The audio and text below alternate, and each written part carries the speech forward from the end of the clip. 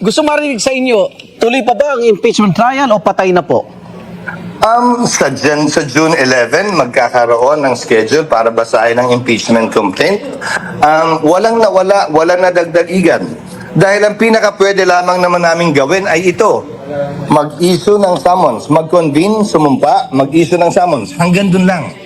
Opo. Ngayon, ayon sa batas, 10 araw, pinakamababa ang binibigay sa Grabe, haba, ano?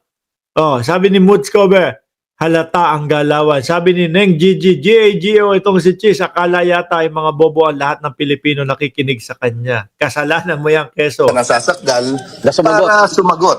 So kung June 3 kami nag-convene, 10 days para sumagot, hindi pa namin alam kung hihingi siya ng extension.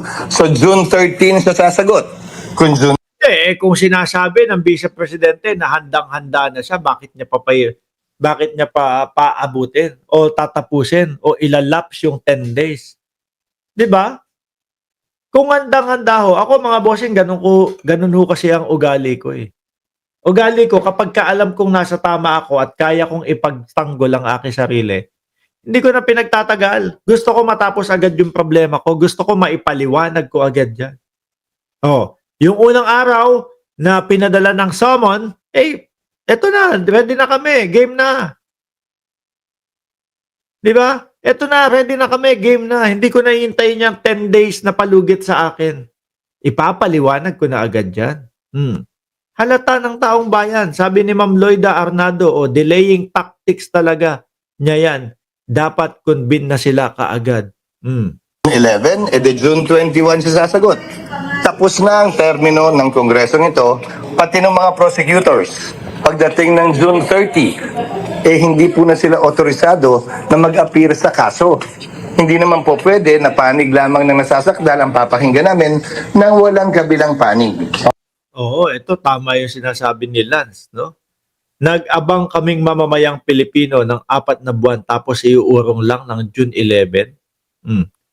Ano ginawa nila nung 4 na buwan? Kahit papaano naman, syempre pumapasok na sa isip nila yan. Di ba?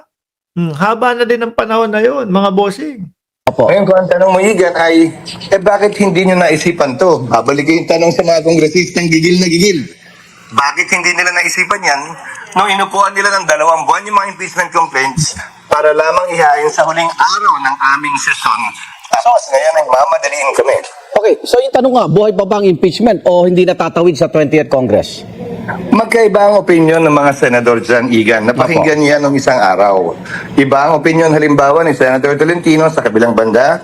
Iba ang opinion ni Senator Risa at ni Senator Pimentel. Yung bagay na yan, malamang, Igan. Pagbobotohan namin, Ako, di talo na. Yung dalawa. Di ba? Talo na yung, kung boboto ho, mga kababayan, yung Duterte Black na sinasabi,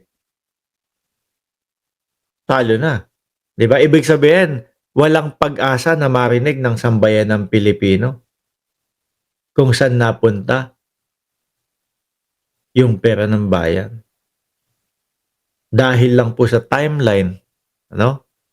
Dahil hindi pwedeng tumawid from 19th Congress to 20th Congress, yung pagnanakaw di umano doon sa kabayan ng bayan, hindi na maririnig ng sambayan ng Pilipino. Tama po ba ang pagkakaintindi ko? Dahil lang doon sa ano na yon, dahilan. Ito nga ho, mga bossing. Papakita ko sa inyo ng mabilisan to bago tayo tuluyang magtapos. Tingnan nyo ho ito, mga kababayan. Kumalat na po to sa internet, no? Inano lang namin, inedit, binlock lang namin tapos pinuti yung sulat, mga bossing. Kumakalat ngayon to sa internet. Kinuha lang namin, no? Resolution, tingnan nyo. Pero ito, wala, aaminin naman natin sa inyo, wala hong lagdayan, mga bossing. Kumbaga, baka proposal pa lang o baka nilalapat pa lang nila. Resolution introduced by senators. 19th Congress of the Republic of the Philippines, Senate, no? Hindi ko sigurado kung mismong galing sa Senate to o kung may gawa-gawa lang, pero kumakalat ho ito.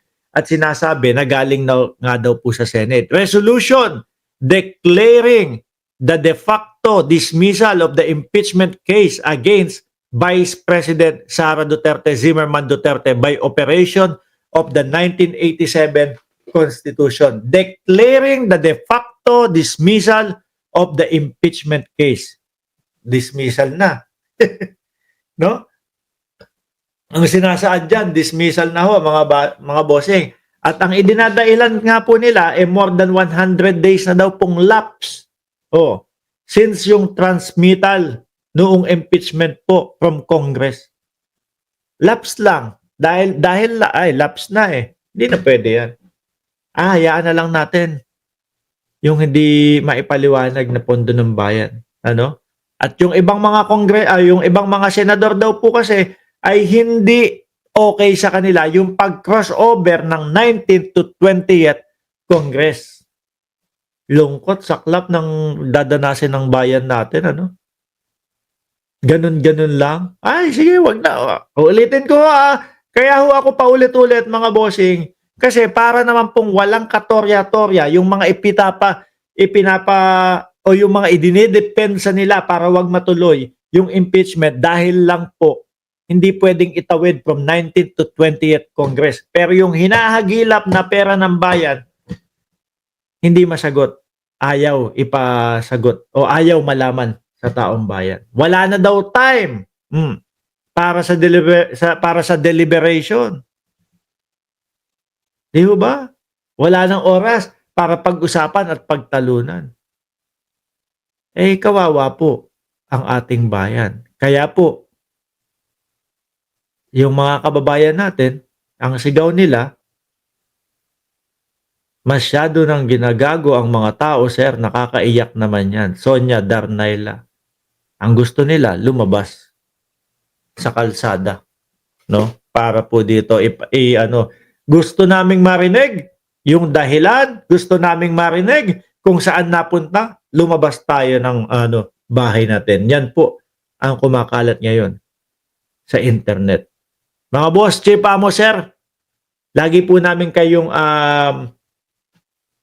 i-update doon sa mga balita dito. Lagi po namin kayong hahatiran ng mga manggagaling po sa mga senador natin. Muli po, ako'y magpapaalam muna. Maraming salamat and God bless po sa ating lahat.